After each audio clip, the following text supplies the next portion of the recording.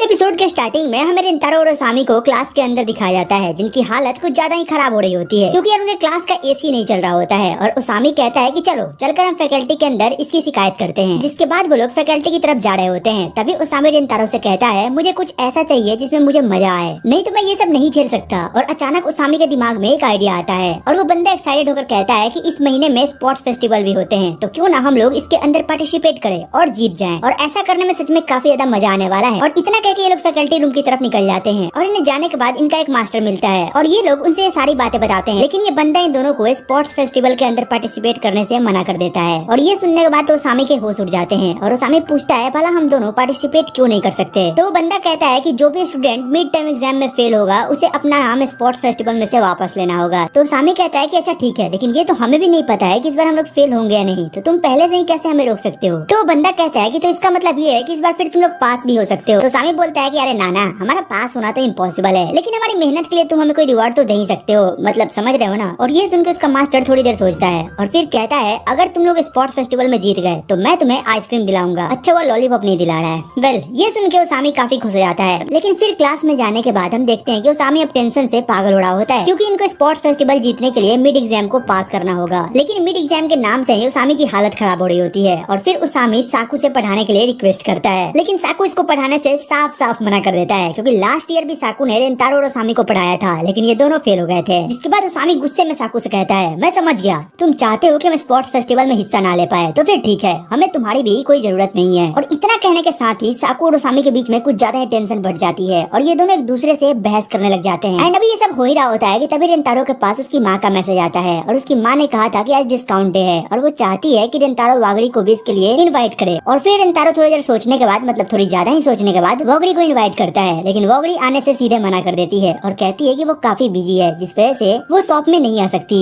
और वागड़ी के शॉप में ना आने से हम देखते हैं कि रिंतारो को यहाँ पे कुछ अच्छा फील नहीं होता है, लेकिन फिर रिंतारो सोचता है कि भला इस वजह से मैं डिसपॉइंट क्यों फील कर रहा हूँ। और तभी ओसामी कहता है हमें लाइब्रेरी चलना होगा और फिर ओसामी स्कूल से बाहर रिंतारो को एक लाइब्रेरी में ले चलता है। और भाई ये दोनों खूब मन लगा के पढ़ाई कर रहे होते हैं, मतलब देखने में तो ऐसा ही लगता है, बट रियलिटी में हमें ये पता चलता है कि इन दोनों को घंटा कुछ समझ नहीं आ रहा होता है कि आखिर उस किताब के अंदर लिखा क्या हुआ है। और फिर रिंतारो कहता है भाई लगता है कि हमें साकू से मदद मांगनी चाहिए क्योंकि लास्ट ईयर सिर्फ वही था जिसने हमारी मदद की थी। लेकिन ओसामी कहता है कि अरे हाँ लास्ट ईयर उसने हमारी मदद करी थी, तो उससे क्या हो गया था, कौन सा हम पास हो गए थे, मतलब फेल तो हम तब भी हुए थे ना। और उसकी वजह से मुझे अब भी काफी बुरा फील होता है। और फिर रिंतारो यहाँ पे ओसामी को समझाता है कि साकू इनकी मदद करना चाहता है और वो भी स्पोर्ट्स डे के अंदर इंटरेस्टेड है, लेकिन वो बस इस बात को एक्सेप्ट नहीं करना चाहता। ये सुनकर ओसामी थोड़ा सरप्राइज हो जाता है और कहता है क्या तुम सही में रिंतारो ही हो ना। फिर रिंतारो कहता है कि अरे क्या फर्क पड़ता है, क्योंकि हमें बस जीतने पे फोकस करना चाहिए। और फिर ओसामी साकू को मनाने के लिए जाने लगता है और कहता है कि मैं स्पोर्ट्स फेस्टिवल में इसलिए इंटरेस्टेड हूँ क्योंकि तुम भी वहाँ पे रहने वाले हो और अब मैं जल्दी से जाकर उनको लेकर आता हूँ। और फिर रिंतारो अकेले बैठ के यहाँ पे पढ़ने लगता है और तभी यहाँ पे दो छोटी लड़कियाँ आती हैं, मतलब कि वो भी यहाँ पे पढ़ने के लिए आई होती हैं, बट पता है उन्हें बैठने के लिए कोई सीट नहीं मिलती है। और इन्हें देख के रिंतारो अपनी सीट खाली करके यहाँ से चला जाता है और ये चीज ये लड़कियाँ भी नोटिस करती हैं और आपस में बात करती हैं कि उस लड़के ने हमारे लिए अपनी सीट छोड़ दी और हमने उसका शुक्रिया भी नहीं किया, मतलब हमें मौका ही नहीं मिला। और फिर हम देखते हैं कि जो रिंतारो होता है ना, वो यहाँ पे लाइब्रेरी से बाहर जा रहा होता है, तो उसे यहाँ पे ऐसा लगता है ना कि उसे वागड़ी की आवाज सुनाई दे रही है और रिंतारो देखता है कि वागड़ी सच में वहाँ पे अपनी फ्रेंड के साथ पढ़ाई कर रही होती है और ये बंदा उनकी बातें सुनने लगता है। और उनकी बातों को सुनने के बाद रिंतारो नोटिस करता है कि वागड़ी अपनी फ्रेंड के साथ काफी रिलैक्स होकर बात कर रही है और इनकी बातों से रिंतारो को ये भी पता चलता है कि वागड़ी अपने क्लास में टॉप करती है। और ये बात सुनकर रिंतारो वागड़ी से काफी इम्प्रेस हो जाता है और लाइब्रेरी से बाहर जाकर रिंतारो वागड़ी के बारे में सोचने लगता है कि वो सही में काफी कमाल की लड़की है, क्योंकि वो क्योका जैसे स्कूल में भी टॉप के स्टूडेंट है और यहाँ पे एक मैं हूँ जो कि एक सड़े हुए स्कूल में भी बॉटम पे आता हूँ। और फिर रिंतारो आंख बंद करके कुछ सोचने लगता है और बंदा बेंच पे लेट जाता है और जैसे ही रिंतारो अपनी आंखें खोलता है वो देखता है कि उसके सामने वागड़ी खड़ी है और वागड़ी को यहाँ पे देख के रिंतारो थोड़ा सा शॉक हो जाता है। और यार ये सीन सच में काफी ज्यादा मस्त था। बिल वो कहता है मुझे तो लगा था कि तुम अंदर पढ़ाई कर रही हो। वागड़ी कहती है कि हाँ मैं पढ़ाई कर रही थी, लेकिन पता नहीं मुझे ऐसा लगा कि तुम बाहर हो, इसलिए मैं आ गई। और फिर वो बोलती है कि हमें मिले हुए काफी समय हो चुका है। और फिर से वो कहती है कि जब मैं अंदर बैठकर पढ़ाई कर रही थी तो मुझे ऐसा लगा था कि शीशे के सामने से तुम ही गुजर रहे हो। फिर रिंतारो साइड हो जाता है और वागड़ी वहाँ पे बैठ जाती है। फिर वो कहती है तुमने मुझे इन्वाइट किया था, लेकिन इसके बाद भी मैं डिस्काउंट डे के दिन तुम्हारे शॉप में नहीं आ पाऊंगी और इसके लिए मैं तुमसे सॉरी बोलना चाहूंगी। रिंतारो कहता है कि कोई बात नहीं, ये इतनी बड़ी बात नहीं है और वैसे भी हर महीने शॉप में एक दिन डिस्काउंट डे होता है, तुम जब फ्री हो तब आया ना। वागड़ी कहती है कि फिर अगले महीने मैं शॉप में जरूर आऊंगी और अपनी पार्ट टाइम जॉब में से थोड़े पैसे भी बचा लूंगी। ये सुन के तो भाई रिंतारो हैरान हो जाता है और वो कहता है कि तुम रिच होने के बावजूद भी एक पार्ट टाइम जॉब कर रही हो। ये सुन के वागड़ी हंसने लगती है और कहती है कि तुम भला मेरे बारे में क्या सोचते हो और मुझे क्योका स्कूल के अंदर स्कॉलरशिप मिल रखी है, जिस वजह से मुझे हमेशा अच्छे नंबर लाने पड़ते हैं और वैसे मैं हमेशा अपनी क्लास में टॉप करती हूँ। और जब मैंने क्योका स्कूल के अंदर पढ़ना शुरू किया था तब मैं अपने अंदर काफी ज्यादा प्राइड फील कर रही थी।